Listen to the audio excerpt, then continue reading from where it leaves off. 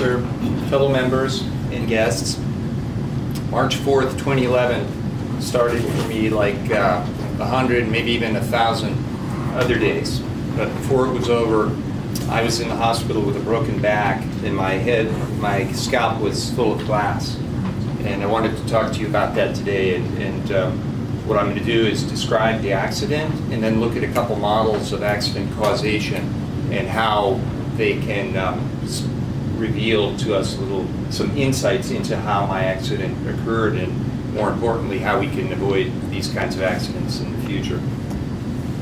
So I got up early that day, around 4:30, 5 a.m., my usual practice, and got in my car. I was headed over to my duty station to pick up a government vehicle, because I was going to a meeting, which was another 2 or 3 hours further away. So I was getting a nice early start. It was uneventful. I was wide awake. I was driving through the night. It was a rural area. Wasn't particularly focusing on anything in particular, just thinking about the day ahead and what was going to happen. And suddenly I came around a corner and I saw a white car out in a cornfield, and the lights, the hazard lights were on. So I looked at that and I thought to myself, okay, strange, but slightly on guard, a little bit surprised. This was an area that was prone to things like methamphetamine labs, drug pot farms. It's kind of a rough rural area that I lived in back then, and so it was a little bit apprehensive. And then a man came running out from behind the car, and he was waving his arms and he was screaming, and he was running right toward me. He was probably about 20 yards away. And when that happened, I was extremely apprehensive, because there had been carjackings in this area. And it was, like I said, it was an area prone to violence. And so I was concerned. I looked at him thinking, is this somebody that needs my help? And then I looked back at the road, and that's when I saw it. There was a big black dead horse. It was completely blocking my lane, and I was closing in on it fast.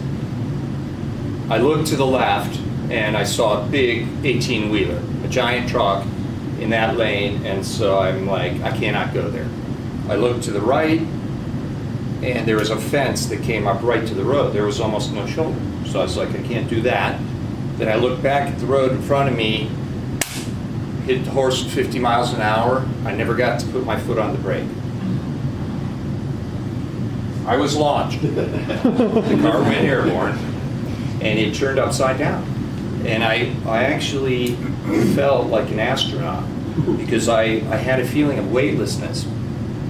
Little bits of chaff, papers were swirling around the cabin. I saw one of my daughter's plush toys. It was a little Snoopy dog. It was like it was floating in the air. Time stood still, and I actually thought, this is a cool experience. I know what an astronaut feels like now. Then my reverie was broken, and the car smashed into the ground, and all the windows shattered. Then we were launched up into the air again, and this time I was more apprehensive, and I did what I thought was a logical thing, which was I asked for help. So I said a prayer. Please, Lord, let me be alive and awake when this car comes to rest. The car crashed down again, rolled over several times, and came to a rest. And I was alive. And so I was quite grateful individual that day. And so now what I'd like to do is look at, so I thought to myself, how can this be prevented in the future? So I kind of got interested in these models of accident prevention. And one of them is titled The Timeline of Inevitable Failure. So I thought this was kind of an amusing title. And really, the verbiage doesn't matter. It's the colors that are important. It's a descriptive model. When you're in the green zone, life is good. Life is an opportunity. As you get into the yellow, it's an area where you need to exercise caution.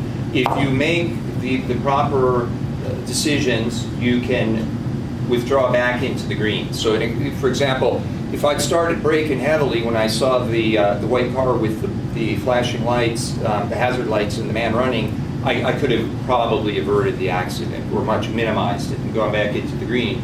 But once that truck appeared in the left lane, there was no way to really save myself too well, and I'm in the orange, and then of course the critical point is the red, the point of no return when the accident occurs. But this is kind of a simple descriptive model, so I looked for better models, and in 1990 a British human factors engineer came up with this Swiss cheese model of accident causation and prevention. His name was Reason, and this is a lot more useful. These slices of the Swiss cheese, if you can see those, are actually barriers to accident. And there's holes in these barriers, and when the holes align, the accident occurs. And the model can be interpreted in different ways. For example, we look at latent conditions, the conditions that contributed to the accident, like it being dark, the horse being in the road, the fact that I didn't respond in the ideal way that could have averted the accident. And then, so there are active failures, but then if we look at other interpretations of the model, we can find organizational, it can be interpreted from an organizational perspective. In other words, inadequate preparation or training, the complacency that we feel by doing these repeated actions, such as getting in the car and driving, when we know, logically, we know that it's actually something that could be quite dangerous. And then other important ways that we could interpret this from an organizational perspective would be the training we give our staff and the kind of supervision and guidance we give them in preventing them from having this sort of mishap. So I wanted to share this with you all today because I want you to be safe, your Toastmaster family and colleagues, and I'd recommend Googling the Swiss cheese model, and I think you could all learn something from it and be safer. And then all accidents can be almost all accidents can be prevented if we prepare adequately. Thank you very much, Mr. Toastmaster.